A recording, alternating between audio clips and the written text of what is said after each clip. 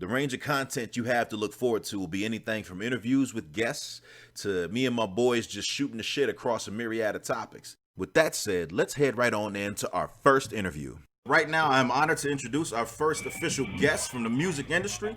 This brother's a professional engineer with over 30 years of experience mixing for several majors in both television and music. I'd like to welcome to the podcast the founder of Omni Pro Productions, Al T. Williams. How you doing, brother? Hey, how you doing, brother? All right. First off, man, I want to thank you for your time. I know you're a busy man. I promise it won't be but a couple minutes, but first off, just go ahead and give the audience a brief rundown of your history in the business and some of the artists and personalities you've kind of aligned yourself with over the years. Okay, it's a long, extensive list. Oh, well, you can stick with the majors if you want to, the heavy hitters. Okay, I take it back. We'll take it back a couple of decades. I started with the S.O.S band. It was a long story about that. Man, I was actually in high school and still working. My mom had no clue. She thought I was selling drugs because she's like, "How you getting all this money?" I would never tell. I was like, "Yo, we're cutting grass on the weekend," you know. That's funny. So I left from there and moved to Atlanta and did a couple of other things like producing and writing. And ventured back out and went out with Kool the Gang. I traveled with Kool the Gang for about 5 years in the BITM market. So that's where I got all my international love and texture from. And then I came back there and started working with another international artist who was with Young Money, Cash Money, YMCMB. I was actually going to one of the concerts to see Chris Brown. And ran to a buddy of mine who knew this guy. I started jumping on him. He was like, I didn't know he was an artist. And he was like, hey, I got a couple of big hit records. And his name was Jay Sean. Oh, he had, okay. So me and Jay became buddies, and we went out on the road. And we stayed out for like a few years, you know, just hanging out. And then I left Jay and started working with Ludacris. So it's a long list. Kelly Rowland. I'm still working with Ludacris now. And I work with a legendary vocoder artist who is Teddy Riley. I manage and I'm production manager for Teddy Riley and all his events. So when you see Teddy out with Guy, Blackstreet, Teddy and Friends, we're actually doing the Essence Festival this year. We're actually opening before Janet. So we're all on the same stage. It's going to be Teddy Riley, Keith Sweat, all of the 90s. Oh, that is amazing. Wow. Yeah, Big Bub, Resident Effects, Guy, Blackstreet, everybody, all on the same stage. The whole New Jack Swing. The whole New Jack Swing 90s thing is going to come on first, then Janet's going to go on right after that. Okay. So, it's a great package. And right now we're out on a 90s block party tour. We're doing 42 cities. But I'm also a production manager, and I'm production manager over this tour. Me and another gentleman, and so you know that's an overview. But I've done quite a few things. I was one of the first minority distributors for Bose, the audio sound company. In that professional line, I closed the first deal for minority. I actually changed the whole contract agreement. Oh, unbelievable! Hell yeah! That's what I'm talking about. We went and changed the whole structure of how they do the distribution deals. It was crazy because we were sitting there, me and a buddy of mine, James Pulliam. I had them to fly him up. So we're sitting at the table and we just started going in because I think Bose make really great products. Mm-hmm. But sometimes I feel like these companies make great products are stuck in their old ways. Yeah. And they don't brand or learn their different marketing techniques. Sure. You know, and that was the approach. And then, you know, a lot of times while we're sitting there, they offer me a partnership deal, which I see a lot of artists do that. They do these partnership endorsement deals where you're branding somebody else's product. Yeah. You still got to pay to get it, but you don't get 40% or 30% off. And I was like, I'm not doing that. I said, if you want me to deal with something, you're going to give me a distribution deal. Absolutely. You know, and I said, if you give me a distribution, I make sure me and Chris take pictures on your product. That's what it is. That's Ludacris I'm talking about. So, you know, that's how I panned out. But, you know, from that, my company have paying 300 distribution deals. So I have an integration company in Atlanta, and we have over 300 distribution deals with manufacturers all across the world. So my voice is gone, too, so it's a little hard. That's all good. It's all good. We got you, man. You know what I'm saying? Let me tell you, the first thing that kind of stood out to me about the name of your company, the OPP Group. Now I know it stands for Omni Pro Productions, but of course, when I see OPP, I think of Naughty by Nature, other people's property, right? And when you kind of dig a little deeper on that name, it's kind of falls in line with your profession. You're kind of responsible for other people's intellectual property. You know what I'm saying? So there has to be a ton of pressure on you as an engineer to make sure that these shows go off without a hitch. Because like at the end of the day, your reputation is on the line plus theirs. Just tell us about some of the challenges you've had over the years with like artists maybe like not being satisfied with how you mixed the show and how you sort of overcame that. My training grounds were with S.O.S and Kool the Gang, because they took me through every situation you possibly could deal with, and back then we didn't have a lot of digital consoles. We only had analog consoles. So you had to be on your game or learn or figure out ways to do stuff. I tell you this one situation. We were doing a concert. We were in this all glass museum, and there was marble floors. So it was like the worst condition ever. So we had to create sonic tones and add gates to them just so it could sound like a kick drum. So we regenerate, creating. But see, I come up in the background of when we were doing samples. We were sampling because the way some of us producers, we didn't make no money because we weren't selling records. So we started sampling sounds and selling them. So I grew up in that area when I was 15 and 16. I was in my, living room and taking a pot, hitting it, sampling, going through a speaker, add a gate on it, boom, and it make me a huge kick drum sampling on my a concept and sell that bad boy.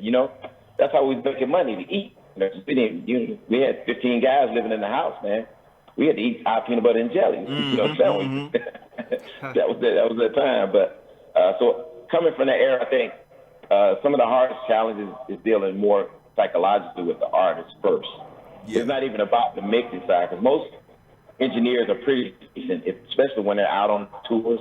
It's dealing with the psyche of the artist. If you can mentally keep somebody stimulated, then you can get a chance to do your job you're called to do. Oh, hey, that's what's up. That's what's up. Yeah. One thing we talk about a lot on this podcast is we talk about how much the game has kind of changed over the years. You see artists come and go. You hear sounds that were hot a decade ago or that are played out today. But the need for an experienced engineer is constant. So how does it feel to have a skill set in this business that it's always going to be sought after, regardless of how much time passes or how much the complexion of the industry changes? My was thought out. I'm a keyboard and bass player and producer. So I met this guy who was an engineer, and he kind of said, they was an older cat, OG, and he kind of sat down and said, hey, look, if you want to last in this business a long time, production is it. Hey. You end up making the same amount of money after you put your time in. You'll make artist status money, because you'll be amazed on how much money is made on the production side. And I never could get a hit record out. I had some great songs, great opportunities, but nothing ever took off because of politics, whatever. But I decided to venture into another side of it that I was already dibbling with, and that's what I did. But being in this industry and being in demand, I think it's a good feeling. It's a good feeling, but I'm trying to pass the time on. So that's why I'm now doing things like, these podcasts and different things like that to try to help educate other young engineers that want to get into business.